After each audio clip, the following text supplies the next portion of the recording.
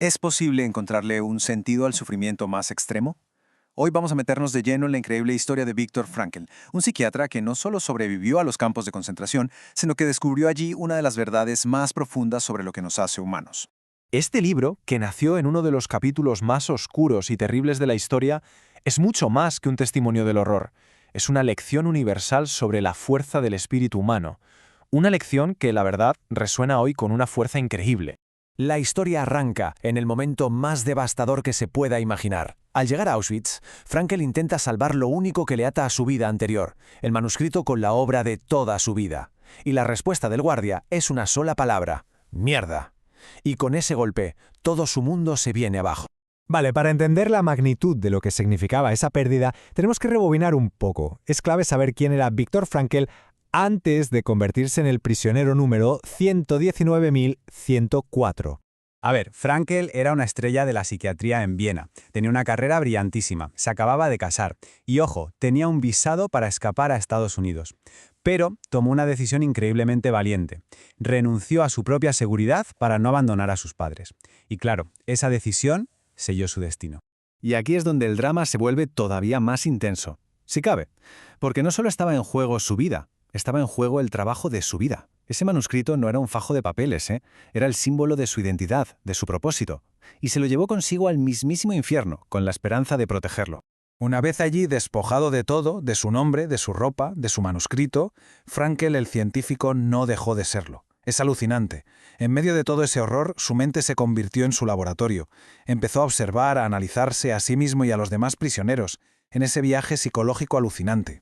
Y se dio cuenta de que la reacción psicológica de los prisioneros pasaba por tres fases muy claras. La primera, lógicamente, el shock de la llegada. Y la segunda, que era quizá la más importante para sobrevivir, era una apatía total, una especie de muerte emocional, un blindaje para poder soportarlo todo. En esa primera fase de shock, Frankl identificó algo fascinante: la ilusión del indulto. A pesar de estar viendo las chimeneas de los crematorios, la mente de muchos se aferraba a la idea de que, de alguna forma, en el último minuto se salvarían. Era un mecanismo de defensa brutal para no asimilar una realidad tan terrible. Pero esa ilusión se hacía añicos muy pronto. El juego del dedo era la primera sentencia. Un oficial, con una indiferencia que te hiela la sangre, decidía con un simple gesto si ibas a vivir unas semanas más o a morir en unas horas. El 90% de las personas que llegaron con Frankl fueron enviadas a la izquierda. En ese ambiente, la supervivencia era una ciencia descarnada. Los propios prisioneros tenían su jerga para identificar a los que ya se habían rendido. Un musulmán, le llamaban. Alguien que había perdido la esperanza, que era casi una sombra. Y todos sabían que su destino estaba sellado. Frankl cuenta esta escena con una honestidad que te deja sin aliento. Es el ejemplo perfecto de esa fase de apatía. La muerte emocional era una armadura. Para seguir viviendo tenías que dejar de sentir. La piedad, la repugnancia, la indignación eran lujos que nadie allí podía permitirse. Pero, y aquí viene el gran giro de esta historia. Incluso en ese estado de deshumanización absoluta, Frankl hizo un descubrimiento que lo cambió todo. Descubrió algo que nadie, absolutamente nadie, podía arrebatarle. Y le ocurrió en uno de los peores momentos imaginables. Marchando hacia el trabajo, helado, hambriento, agotado, en lugar de hundirse en la miseria física, su mente se escapó. Se refugió en el recuerdo, en la imagen de su mujer, Tilly. Y en ese preciso instante tuvo una revelación. Comprendió una verdad fundamental, que el amor era la fuerza más poderosa del universo, la meta final, que la salvación no era solo física, era espiritual y se encontraba en el amor. Pero es que la idea va todavía más allá. Frankl no tenía ni idea de si Tilly seguía viva, pero de repente se dio cuenta de que daba igual.